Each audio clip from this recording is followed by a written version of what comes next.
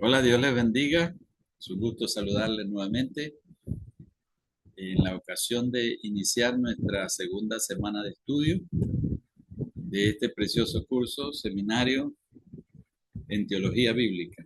El tema para esta semana es la historia y evolución de la teología bíblica. Y vamos entonces a comenzar a mirar ese desarrollo de la teología bíblica desde el tiempo de la patrística, la edad de los padres de la iglesia. Recuerden que es la época subsecuente a la época apostólica. Y esa época se enmarca entre los siglos I y el siglo VIII, siglo I y siglo VIII de la era cristiana. En el tiempo de la patrística, la exégesis bíblica fue una exégesis mayormente pastoral, aplicada a la vida práctica. Los padres de la iglesia en su estudio de la Biblia hacían mayormente una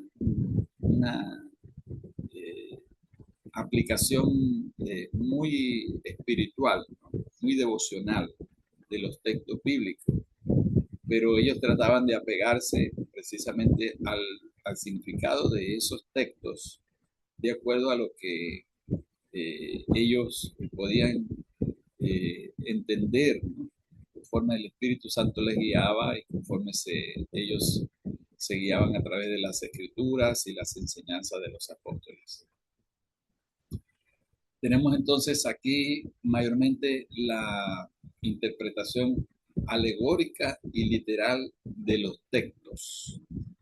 Hablamos de evolución de la teología bíblica, no porque en aquel tiempo se le llamara teología bíblica como tal, ni se piense que era una teología bíblica como tal, sino cómo se fue desarrollando la exégesis bíblica, la interpretación bíblica, ¿verdad? En la medida en que fue avanzando el tiempo hasta llegar propiamente a lo que se conoce hoy en día como la teología bíblica. En el tiempo de la patrística tenemos dos escuelas teológicas, especialmente la escuela de Alejandría, que usaba el método alegórico y que allí destaca principalmente Orígenes, teólogo Orígenes. Y en esta escuela pues se buscaba una profunda unidad entre la escuela de Alejandría usaba el método alegórico, como dije, y tenemos la escuela de Antioquía, que usaba el método literal. Y en general estas dos escuelas buscaban una profunda unidad entre el Antiguo y el Nuevo Testamento. La teología estaba ligada a la vida de la iglesia, la moralidad y la liturgia mayormente. En ese tiempo se fijaron el canon del Nuevo Testamento, los credos ecuménicos, los credos antiguos de la iglesia, declaraciones de fe antiguas de la iglesia, y se debatió también lo que es la naturaleza de Cristo, ¿no? O sea, la unión, lo que se llama la unión hipostática, o la hipóstasis, la unión entre la naturaleza divina y la humana, fue objeto de debate y se formularon las declaraciones teológicas acerca de esa naturaleza de Cristo. Y también se estudió la doctrina de la Trinidad y la gracia. Entonces, todo esto fue un aporte importantísimo de la teología en el tiempo de la patrística. Entonces podemos avanzar a la época de la Edad Media. La Edad Media va entre los siglos quinto y el siglo XVI, ¿no? El siglo V y el siglo XVI. Entonces allí tenemos que la teología estaba subordinada al dogma eclesiástico. Como sabemos, Allí regía el poder papal, la Iglesia Católica y los dogmas que había establecido la Iglesia, pues no se podían refutar, se podían contradecir, ¿no? Y como sabemos, en ese tiempo de la Edad Media todo giraba en torno a la Iglesia, ¿no? La Iglesia era la que gobernaba, aún sobre los gobernantes seculares. Tenemos en esta época que la Biblia era interpretada a partir de la tradición de los padres apostólicos, es decir, aquella tradición de la patrística, aquella interpretación que hacían los padres, quedó como herencia para la época de la Edad Media y era muy respetada, ¿no? Y era el punto de partida para la interpretación de la Biblia en la época medieval, aun cuando sobrevino la formulación de los dogmas eclesiásticos a través de los concilios que se hacían. Entonces, algunas veces la formulación de estos dogmas obedecía más bien a la conveniencia de la iglesia, ¿no? Muchas veces para mantener el poder político, para mantener su influencia, entonces a veces no se hacía un estricto apego a lo que la Biblia decía, sino a la conveniencia que tenía la iglesia en cuanto a la formulación de los dogmas. Allí en la iglesia medieval tenemos lo que se conoce como la teología monástica, la teología que se llevaba dentro de los monasterios, tiempo monástico, y tenemos también la teología que hacían los místicos, que esta teología era la búsqueda de cuatro sentidos, ¿no? El sentido literal, el sentido alegórico, el sentido moral y el sentido anagógico. Entonces tenemos aquí destacando el ejemplo de dos personajes, Bernardo de Claraval y Hugo y Ricardo de San Víctor, ¿no? Tres personajes que fueron místicos importantes de esa época, ¿no? De lo que fue la teología monástica, teología mística. Tenemos luego, sobrevino el tiempo de la escolástica, allí mismo en la época de la Edad Media, a partir del siglo XI, y en el tiempo de la palabra escolástica viene de un término latín que es scholasticus, significa escuela. Entonces allí fue un tiempo donde se empezó a racionalizar, ¿verdad?, la fe a través del uso de la lógica aristotélica, la lógica especulativa. Y allí tenemos también destacando, poniendo el ejemplo de estos personajes de la escolástica, Anselmo de Canterbury y Tomás de Aquino. Tomás de Aquino fue el gran teólogo de la Iglesia Católica, el tiempo de la escolástica, y él fue el que escribió esa obra conocida como la Summa Teológica, ¿no? Y que fue a donde él sistematizó todos los dogmas de la fe cristiana, los enmarcó entonces en esa obra tan significativa, ¿no?, dentro de la historia de la teología y especialmente dentro de la teología católica. Entonces, tenemos en esta época de la Edad Media que se habla de la Biblia cerrada, porque la Biblia no estaba al alcance del común de las personas, sino que solamente era manejada por los clérigos. Como sabemos, el idioma oficial de la religión era el latín y la Biblia solamente podía leerse en ese idioma, lo que era la Vulgata latina, ¿no? Pero no había las traducciones a los lenguajes vernáculos, a los lenguajes del pueblo. Así que así se iba desarrollando progresivamente lo que es la teología, ¿no?, teología bíblica podemos llamar.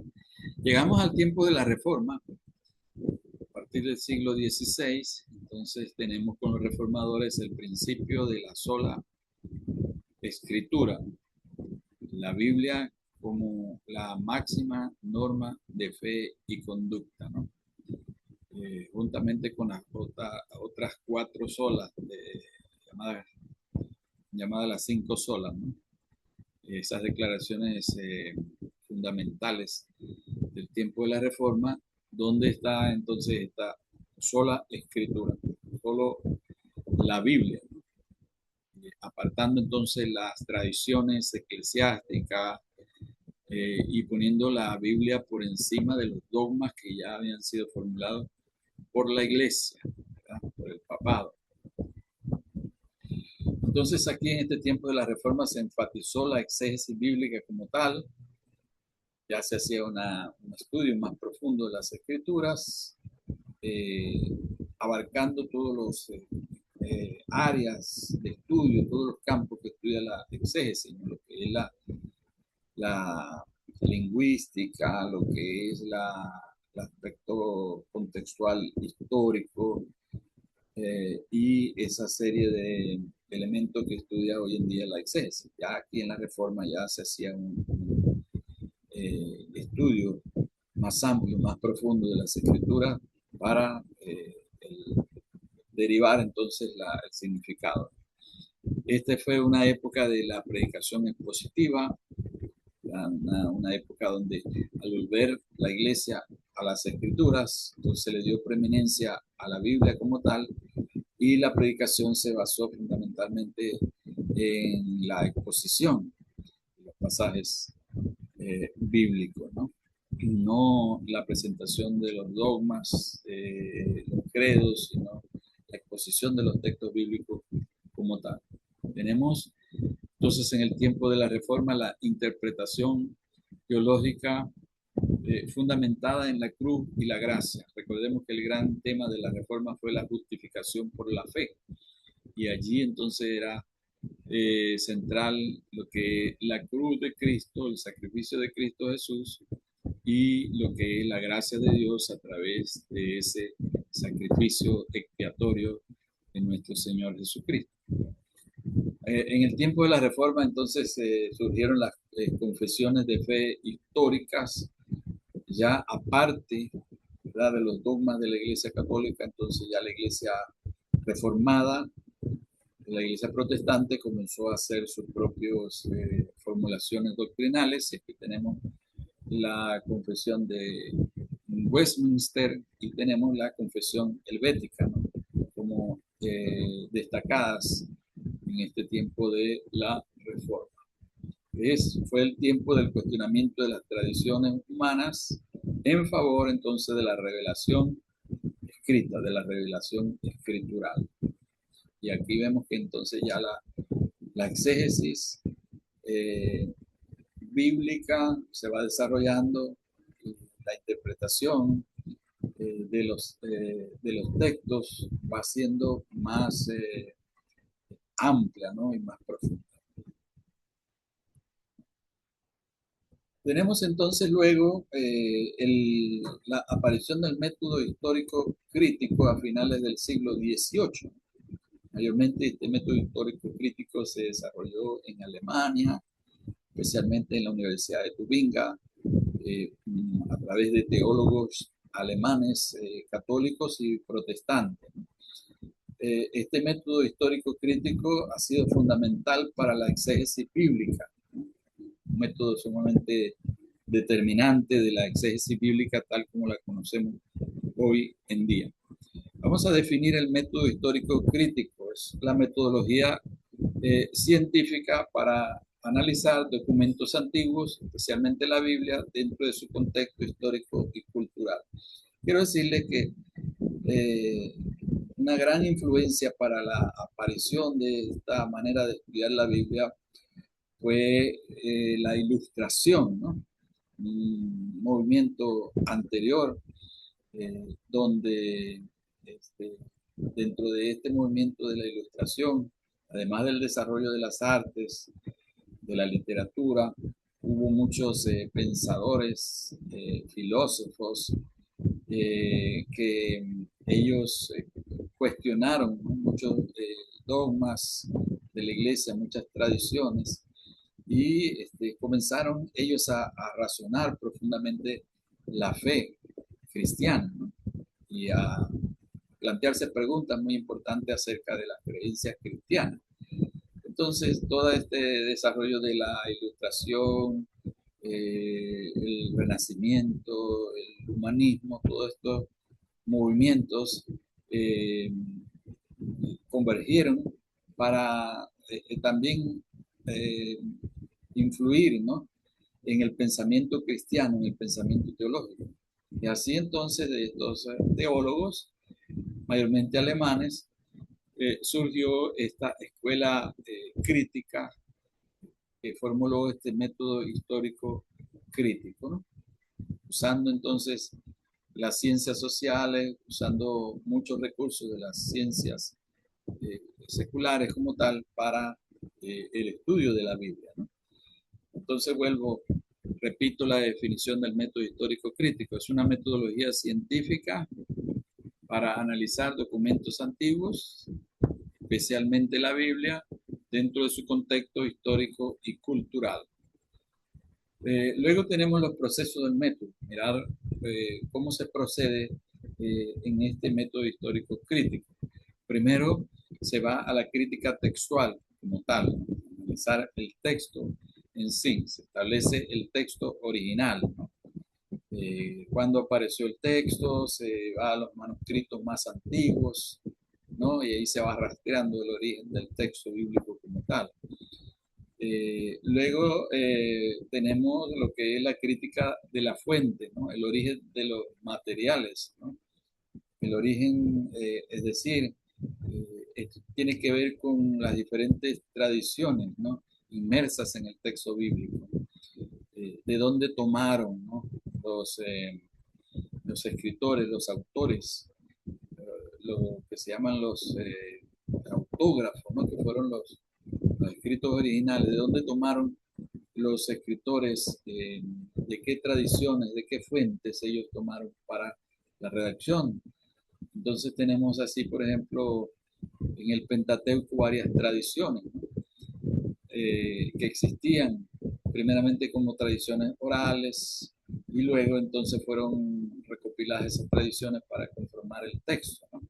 Tenemos ahí en el caso del Pentateuco la tradición yavista, la tradición de la tribu de Judá, la tradición sacerdotal, y esas tradiciones fueron recogidas entonces por el escritor para dar forma al, a los textos, ¿no?, del Pentateuco, poniendo un ejemplo, ¿no?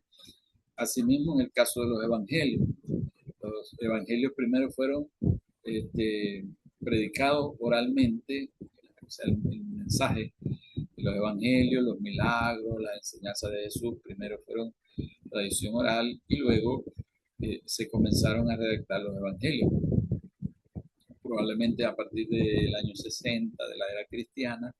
Así que hubo un tiempo en que solamente eran tradiciones orales, ¿no?, relatos orales. Luego estas predicaciones, estos relatos orales, que eran dados mayormente por los apóstoles, fueron recogidos por los escritores de los evangelios.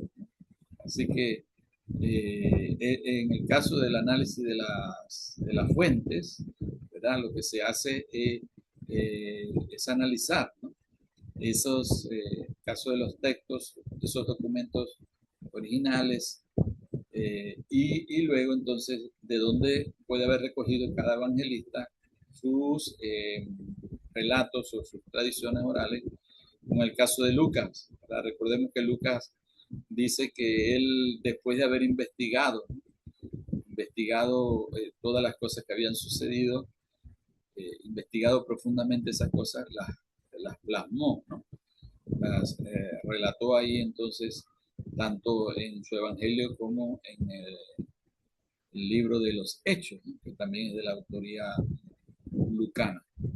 Tenemos entonces, dentro de este proceso del método histórico crítico, tenemos también lo que es la crítica de la forma, que son los géneros literarios. Entonces, en la Biblia tenemos muchos géneros literarios, como por ejemplo lo que es la poesía, lo que es la narrativa discursiva, lo que es la literatura profética, lo lo que es en el Nuevo Testamento, el caso de los evangelios se considera un género literario especial, aparte, y lo que son las cartas, las epístolas, ¿verdad? La literatura eh, apocalíptica.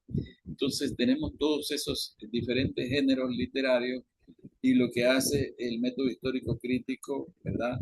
Es que analiza, ¿no?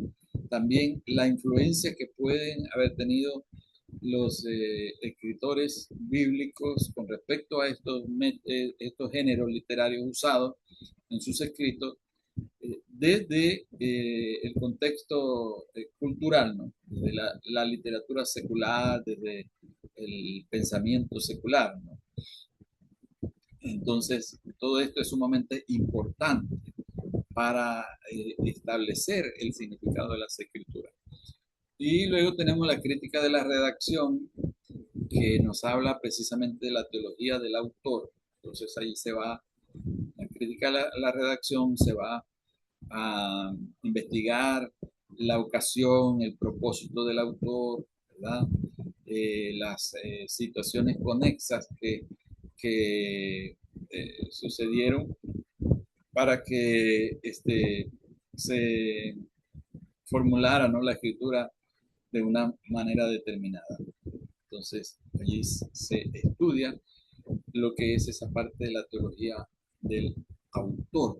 Así que se puede hablar de una teología del Pentateuco, ¿verdad?, de una teología profética, se puede hablar de una eh, teología de los evangelios, ¿verdad? Se puede hablar de una teología de las epístolas.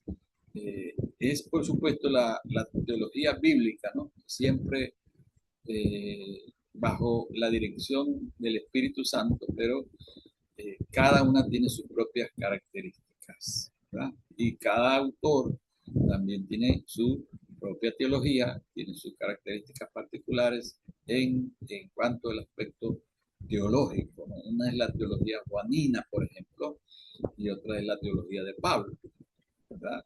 Entonces, cada una tiene sus características. Cada uno de ellos recibió influencias diferentes de acuerdo a su origen, a su contexto, a su cultura.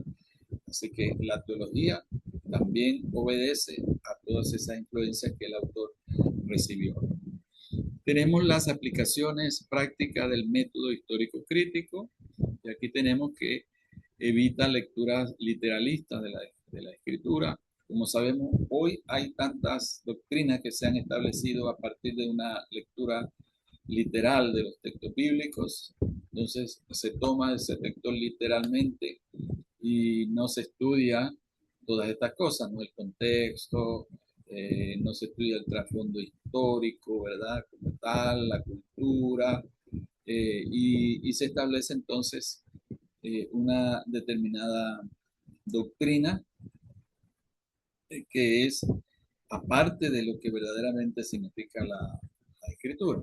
Entonces, este método histórico crítico nos ayuda a profundizar, ¿no?, en el estudio de la palabra y evita entonces estas interpretaciones literalistas de la escritura. También nos ayuda en la interpretación de pasajes difíciles. Por supuesto, hay muchos pasajes que a veces no entendemos. Se necesita un estudio profundo y con diferentes herramientas y elementos a considerar para que podamos entender esos pasajes. Fundamentalmente la misma Biblia dice que la Biblia se explica así sola, dice el axioma fundamental de la hermenéutica, de la interpretación bíblica. Pero hay muchas herramientas que nos ayudan a esclarecer esos pasajes que a veces son bastante difíciles de entender. Y también nos ayuda en la conexión con realidades contemporáneas, ¿no? Al hacer eh, esa aplicación del significado verdadero de los textos bíblicos a las realidades actuales, entonces allí podemos derivar, ¿no?, enseñanzas más certeras, más precisas con respecto a la realidad de la iglesia hoy. través del estudio profundo de las escrituras.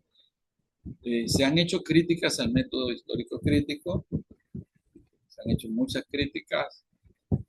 Se dice que puede llevar a ignorar la inspiración bíblica al poner el enfoque en las ciencias, por ejemplo, ¿no? En los recursos que se pueden utilizar para el estudio de la Biblia, recursos seculares, todas estas herramientas como la historiografía y la lingüística y tantas otras herramientas. Entonces dicen que se puede llegar a ignorar la inspiración bíblica como tal.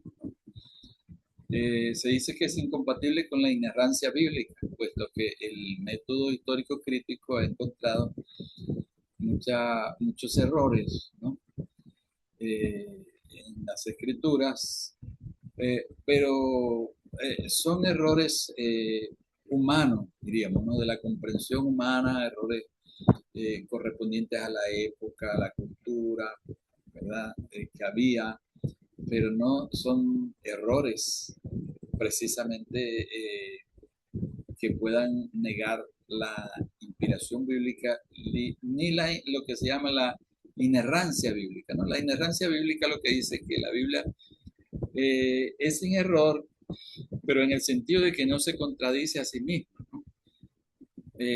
No hay mentira en la palabra de Dios, no toda la palabra de Dios es verdad. Sin embargo, algunos autores bíblicos escribieron conforme a su comprensión, conforme a su cosmovisión, ¿verdad? A la cultura que ellos tenían, aún a la formación educacional que tenían, ¿no? Así que podemos hallar errores de apreciación en su pensamiento, en su filosofía, ¿verdad?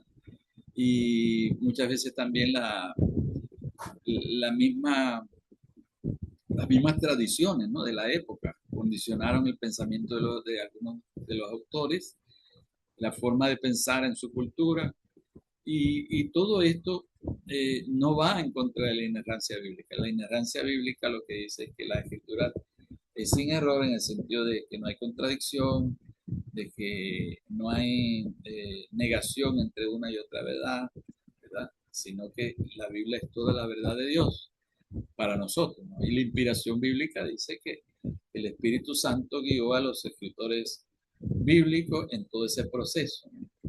De recopilación de los materiales, de redacción de los libros. Aún el Espíritu Santo trabajó ya en el tiempo de preservar las tradiciones orales, ¿no? Después de los eventos de la revelación, todo ese proceso de que la escritura era relatos orales, el Espíritu Santo estuvo trabajando allí en ese proceso, ¿no?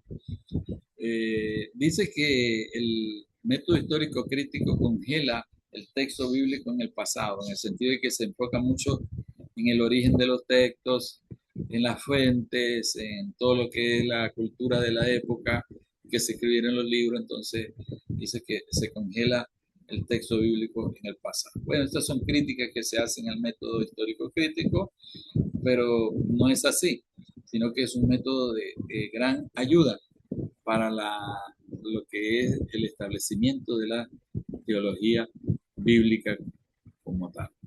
Entonces vamos a ver ahora aportes del método histórico crítico al desarrollo de la teología bíblica, ¿no? La influencia del método histórico crítico ha transformado la manera en que se estudian y entienden las escrituras, promoviendo un análisis más riguroso. Las implicaciones en la exégesis han permitido a los teólogos abordar textos con una nueva profundidad, llevando a descubrimientos significativos, ¿no? Así que ese estudio a través del método histórico crítico ha permitido descubrir muchas cosas que no se ven en el simple texto, ¿verdad? Sino que están en el trasfondo, están en el origen, las fuentes, la cultura de aquella época, y por eso es tan importante. Nuevas perspectivas teológicas están surgiendo, enriqueciendo el diálogo y la comprensión de la fe en contextos modernos, ¿no? Este método histórico crítico ayuda muchísimo, ¿no?, al estudio de las escrituras. Entonces, van surgiendo estas nuevas perspectivas teológicas, como han surgido en el pasado, por ejemplo, las teologías de la liberación en diferentes lugares, ¿no? Aquí en Latinoamérica, en África y en diferentes lugares surgieron estas teologías de la liberación que han ayudado mucho a lo que es la comprensión, ¿no?, de lo que tiene que ser la misión de la iglesia en contextos de sufrimiento, de pobreza, de opresión. Entonces han ayudado mucho lo que, por ejemplo, las teologías feministas, ¿no?, también han aparecido a partir de los aportes del método histórico crítico y muchas otras corrientes teológicas, ¿no?, han aparecido con relación al método histórico crítico. Muy bien, entonces, ¿cómo se define la teología bíblica? Nos interesa ya ir entendiendo lo que es la teología bíblica como tal, ¿no? Teología bíblica es el estudio de las doctrinas de la Biblia organizadas según su cronología y antecedentes históricos, ¿no? Entonces recordemos que hemos dicho que la teología bíblica toma en cuenta la autorrevelación de Dios a través de la historia, ¿verdad? Entonces la teología bíblica debe ser estrictamente un estudio histórico de lo que se creía y se enseñaba en los diferentes periodos de la historia bíblica, independientemente de los aspectos modernos, confesionales, doctrinales, filosóficos o culturales. Dice J.P. Gabler, ¿no?, que es un teórico, un teólogo, ¿verdad?, que estudió mucho lo que es la teología bíblica. Prácticamente él acuñó, ¿no?, ese término, teología bíblica como tal, Gabler. Muy bien, entonces esto es lo que se define como teología bíblica, ¿no? Tenemos ahora, para mirar esta última parte, cómo la teología bíblica avanza, se desarrolla desde la razón crítica hasta el pluralismo metodológico. Desde aquella crítica, ¿verdad?, que hicieron durante ese tiempo de que estuve hablando del iluminismo, del renacimiento, del humanismo, de aquella época del despertamiento, ¿no?, de la razón en la historia humana, en el devenir humano, hasta el uso hoy en día de diferentes recursos, ¿no?, de las ciencias, que se llama el pluralismo metodológico. Entonces, la teología bíblica ha evolucionado desde el uso del método histórico crítico en los siglos XVIII y principios del siglo XIX, enfocado en el análisis racional y contextual hacia un pluralismo metodológico actual. Esta disciplina busca entender la autorrevelación de Dios de forma progresiva e histórica, integrando hoy exégesis, literatura, sociología y teología sistemática para interpretar las escrituras. Entonces ahora hay una cantidad de recursos, ¿no?, que se usan para el estudio de la Biblia, para la exégesis bíblica, y todo eso ayuda a establecer una verdadera teología bíblica, ya no atada a declaraciones dogmáticas, a tradiciones eclesiásticas o denominacionales, sino a procurar a través de estos métodos lo que verdaderamente la Biblia dice. En el caso de la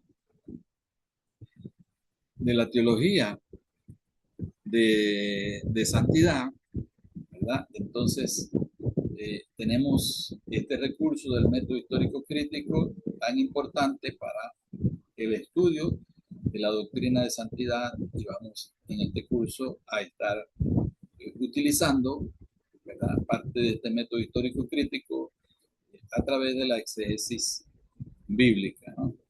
Los ejercicios de exégesis bíblica que se van a realizar.